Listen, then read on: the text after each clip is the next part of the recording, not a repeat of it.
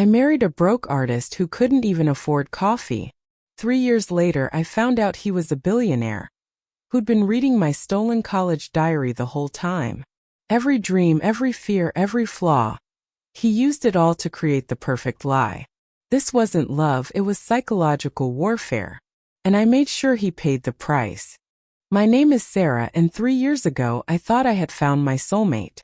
I was 28, working as a marketing coordinator, barely scraping by on my salary, living in a tiny studio apartment where the radiator sounded like a dying animal every night. That's when I met David at a coffee shop in Brooklyn. He was sitting alone at a corner table, sketching in a worn notebook, his dark hair falling into his eyes as he concentrated. When he looked up and smiled at me, I felt something I'd never experienced before. It wasn't just attraction, it was recognition, like I'd been searching for him my entire life without knowing it. He introduced himself as David Miller, a freelance graphic designer who had just moved to the city with nothing but dreams and a beat-up laptop. Our first date was perfect in its simplicity. We walked through Central Park for hours talking about everything and nothing.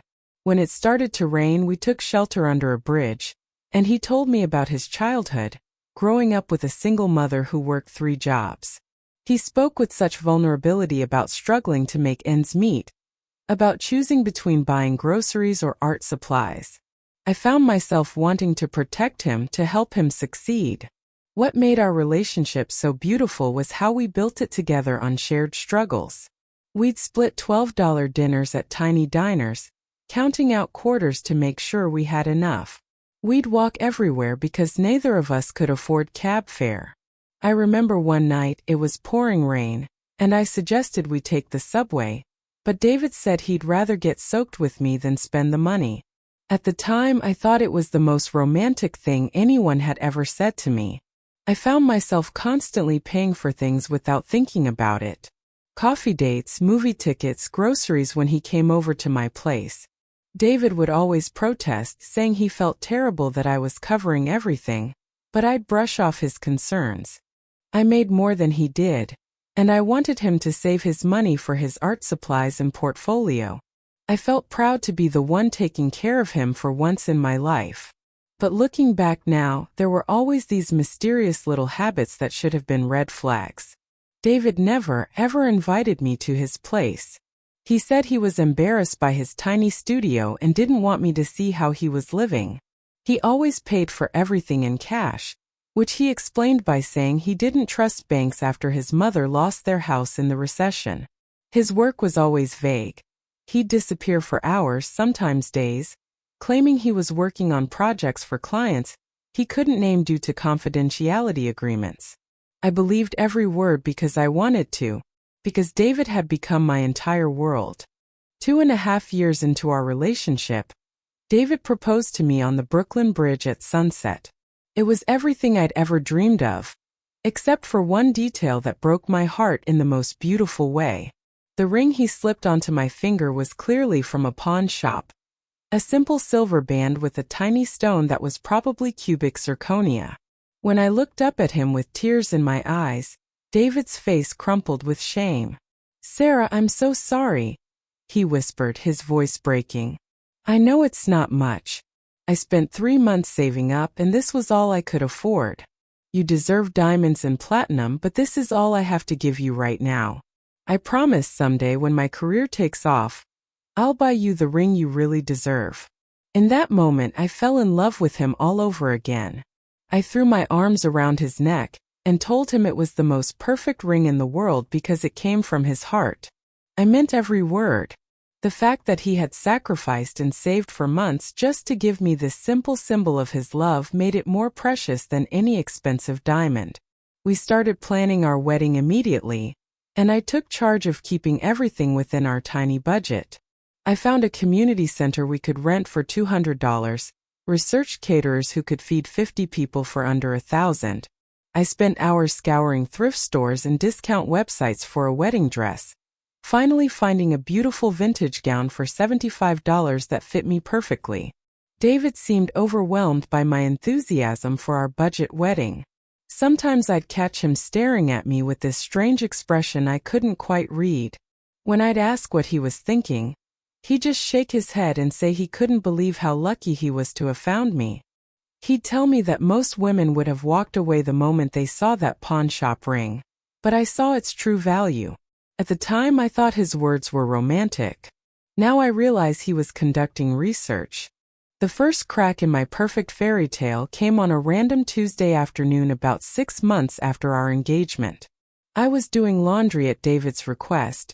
He'd been staying at my place more and more, claiming his building's laundry room was broken. As I was sorting through his clothes, I noticed the labels on his shirts and jeans. The names were familiar, but I couldn't place where I'd seen them before. That night, curiosity got the better of me and I Googled the brand names. My heart nearly stopped when I saw the results. These weren't just expensive clothes, they were luxury brands. The plain black t-shirt I'd seen David wear dozens of times cost more than I made in a week. The jeans I'd washed and folded so carefully were worth more than my monthly rent. When David came over the next evening, I tried to bring it up casually. "Honey," I said, holding up one of his shirts. "I was curious about this brand. When I looked it up, it seems really expensive. Where did you get these clothes?" David barely glanced up from his sketchbook. "Oh, those old things? I got them at thrift stores and outlet malls. You know how good I am at finding bargains. Plus, half of them are probably knockoffs anyway. You can get fake designer stuff everywhere in the city." His explanation made perfect sense, and I felt silly for even questioning it. David had always been resourceful, always able to find amazing deals and hidden gems. Of course, he'd be able to find designer clothes at thrift stores. I pushed my doubts away and apologized for being suspicious. But late that night, lying in bed next to him, I couldn't shake the feeling that something wasn't right. It wasn't just the clothes. It was the way he'd answered so quickly, so smoothly, like he'd been prepared for that exact question. It was the way he'd avoided my eyes when he spoke.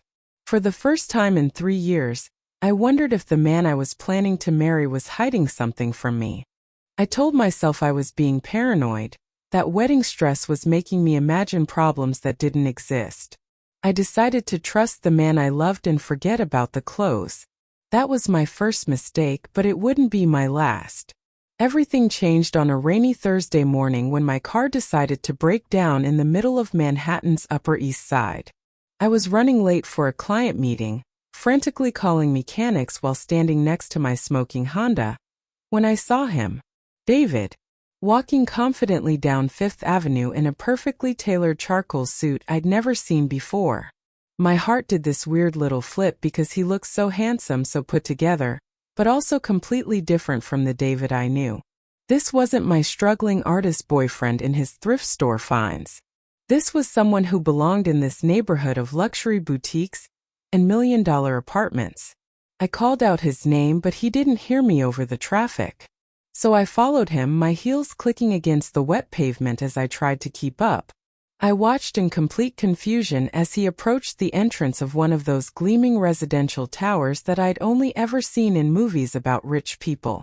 The kind of building where a doorman in white gloves greets you by name. And that's exactly what happened. The doorman's face lit up when he saw David approaching. "Good morning, Mr. Richardson," he said with a warm smile, opening the door with a flourish. "Beautiful day, isn't it? Mr. Richardson." Not Mr. Miller. Richardson. I stood there on the sidewalk, rain soaking through my jacket, watching the man I was engaged to disappear into a building I couldn't afford to even look at for too long. My mind was racing, trying to make sense of what I just witnessed. Maybe David was meeting a client. Maybe he was doing freelance work for someone who lived there. Maybe there was a perfectly reasonable explanation. When I confronted him that evening, David's explanation came so quickly it almost sounded rehearsed. "Oh, that," he said with a casual laugh. "I'm doing some design work for this tech executive who lives in that building. He's really secretive about his projects, so I have to sign all these confidentiality agreements. The doorman knows me because I've been going there for meetings for the past few months. I should have mentioned it, but honestly, The guy makes me sign so much paperwork about keeping quiet that I barely talk about it anymore. Sounded reasonable. Sounded like David. But something in my chest felt tight, like I couldn't quite catch my breath. That night, after David fell asleep, I did something I'd never done before in our 3-year relationship. I invaded his privacy. I started with Google, typing David Miller graphic designer New York into the search bar with shaking fingers. Page after page of results, and not one of them was my David. There were other David Millers, a dentist in Queens, a college student in Albany, even a graphic designer in Portland, but none of them were the man sleeping next to me. Then I tried David Richardson. The results that came up made my blood turn to ice water. Article after article about a tech mogul, a genius entrepreneur who'd sold his first company at 25 and was now worth an estimated $50 million. David Richardson, CEO of Richardson Technologies. David Richardson, featured on the cover of Forbes as 30 Under 30's biggest success story. And every single photo was of my fiancé. My David. My struggling artist David, who split $12 dinners with me.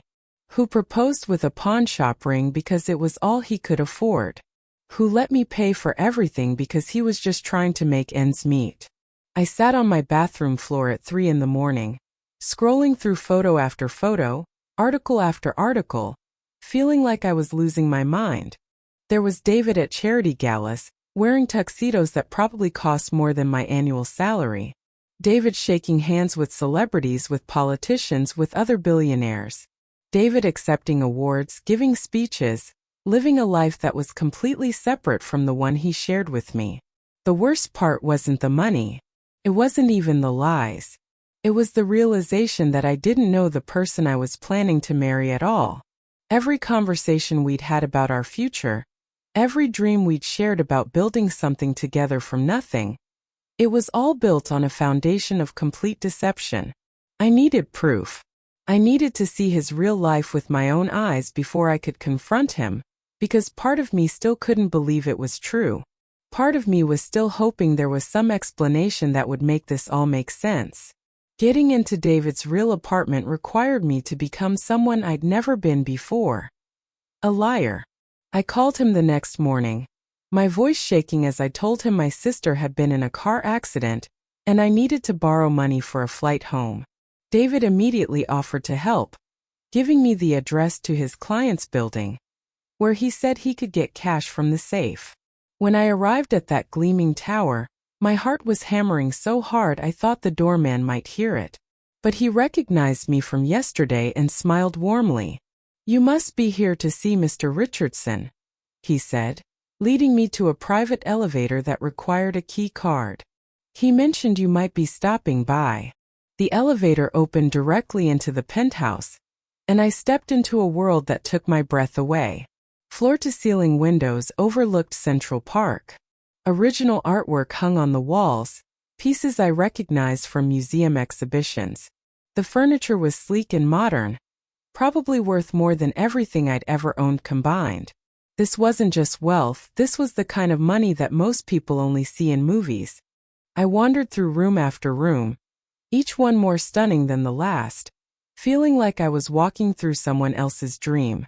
The kitchen had marble countertops and appliances that looked like they belonged on a spaceship. The living room had a grand piano that gleamed under crystal chandeliers. Every detail screamed luxury, sophistication, and a life I could never have imagined. But it was in his study that my world completely collapsed. Sitting on David's mahogany desk, next to his laptop and scattered business papers, was something that made me forget how to breathe. My diary. The purple leather journal I'd lost during my senior year of college, 4 years ago. The one I'd searched everywhere for. The one that contained my most private thoughts, my deepest fears, my secret dreams about love and marriage and the kind of person I wanted to spend my life with. I picked it up with trembling hands, and it fell open to a page covered in my own handwriting from years ago. But scattered throughout the margins were notes in David's familiar script. Notes analyzing my psychology, my insecurities, my desires. Post-it notes stuck to pages, marking passages where I'd written about feeling invisible, about wanting someone to truly see me, about my fear of being abandoned.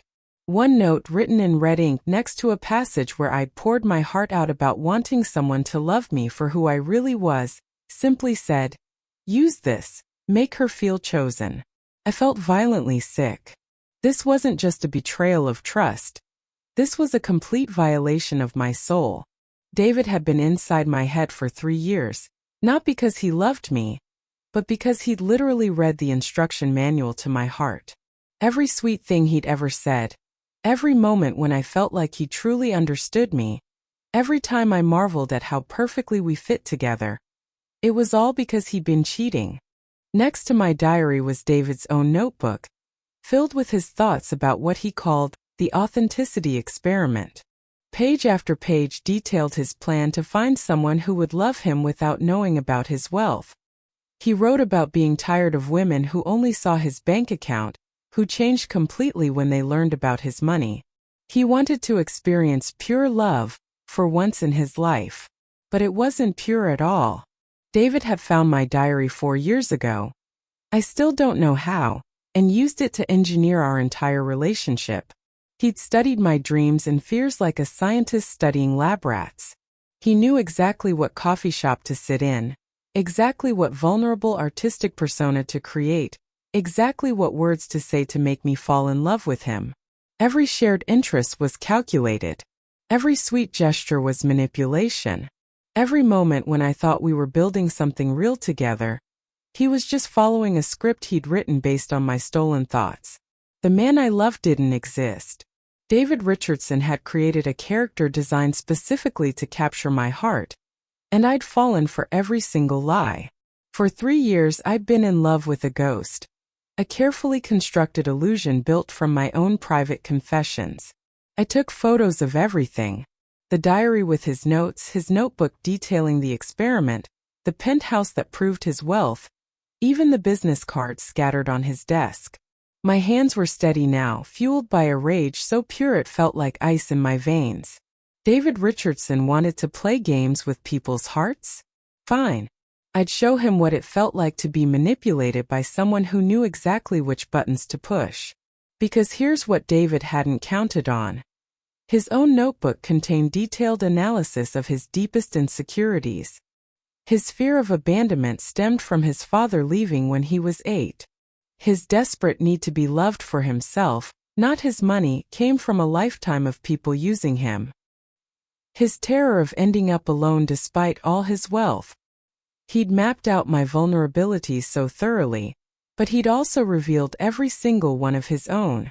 2 could play this game, and I was about to become a master. Over the next 2 weeks, I transformed myself into someone David had never met before. I started dressing differently, acting distant, checking my phone constantly like I was busy with important things. When he asked what was wrong, I told him I'd received unexpected news. My great-aunt had passed away and left me a substantial inheritance. How substantial? David asked, and I caught something hungry flash in his eyes.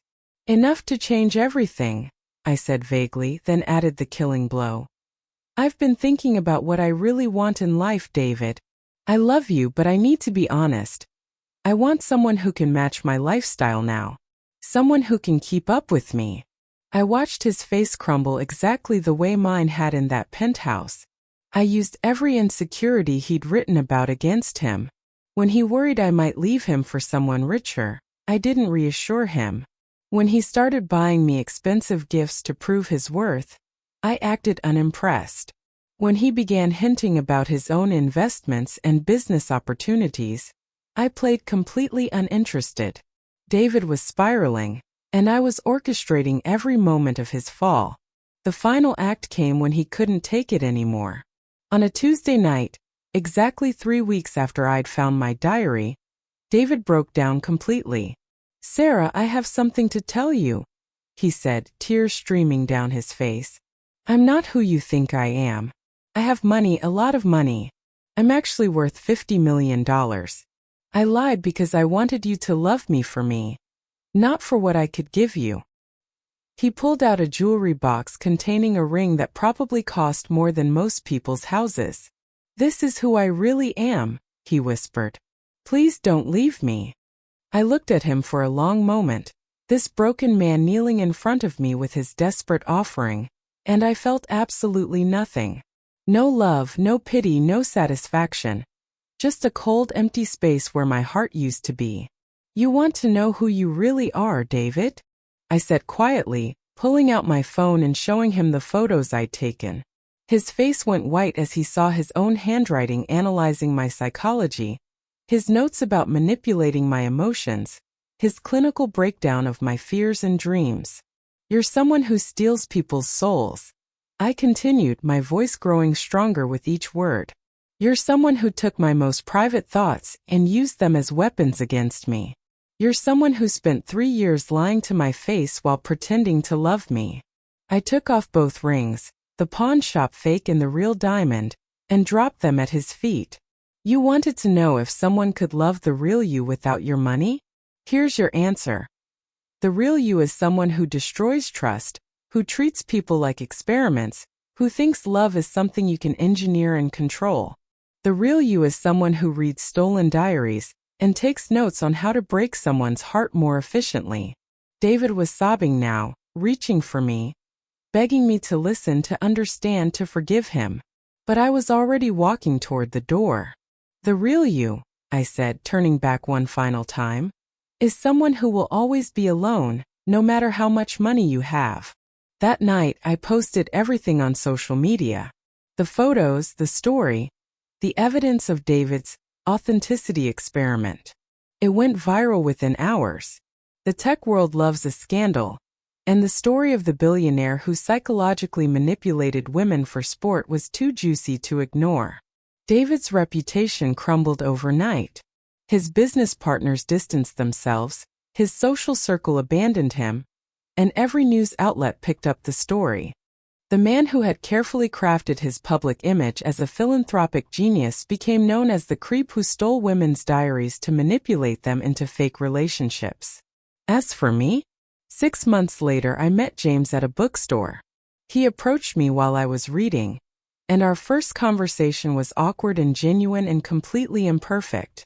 When I told him about David because I learned the importance of honesty, James simply said, "I'm sorry someone hurt you like that. You deserve better." We've been together for 2 years now, and he's never once made me feel like I need to be anything other than exactly who I am. David lost everything trying to manufacture authentic love, while I found it by finally learning to trust again. Sometimes karma isn't about getting revenge. Sometimes it's about discovering that the life you thought was perfect was actually a prison, and the person who set you free was the one who broke your heart. Can you believe the level of manipulation in this story?